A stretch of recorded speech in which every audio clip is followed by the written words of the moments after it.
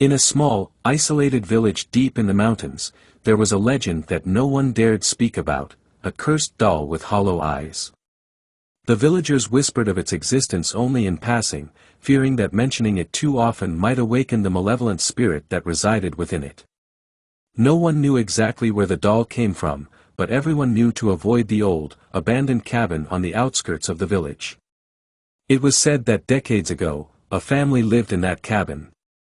The parents were known to be reclusive, but their daughter, Lonnie, was even stranger. She had a doll, a gift from her mother, that she took everywhere with her. The doll had a face carved from wood, pale and cracked, with eyes that were completely hollow, deep voids that seemed to draw in the darkness around them. Lonnie was obsessed with her doll. She whispered to it constantly, sometimes so urgently that her parents feared she had gone mad.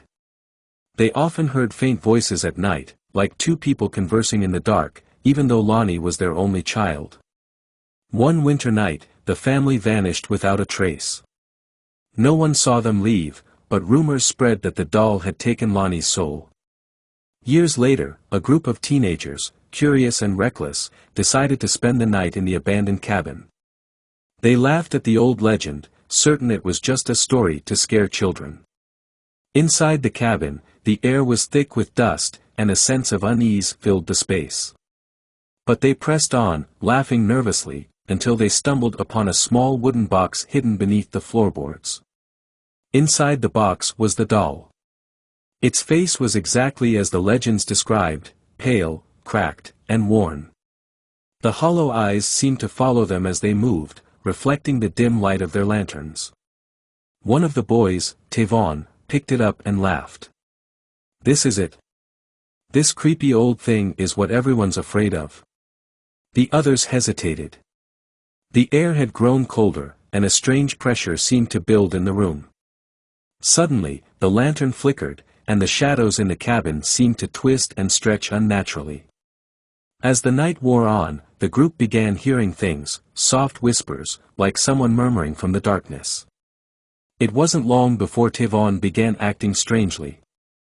He started talking to the doll, his voice low and frantic, insisting that it was speaking to him.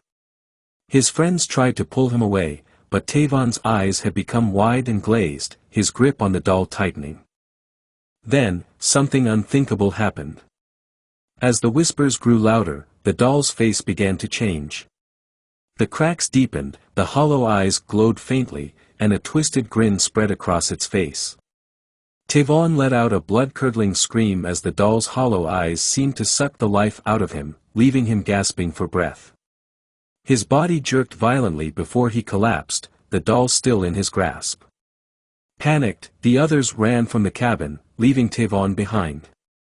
When they returned with help the next day, the cabin was empty.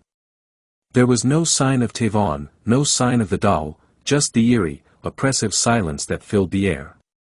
The legend of the hollow-eyed doll lives on.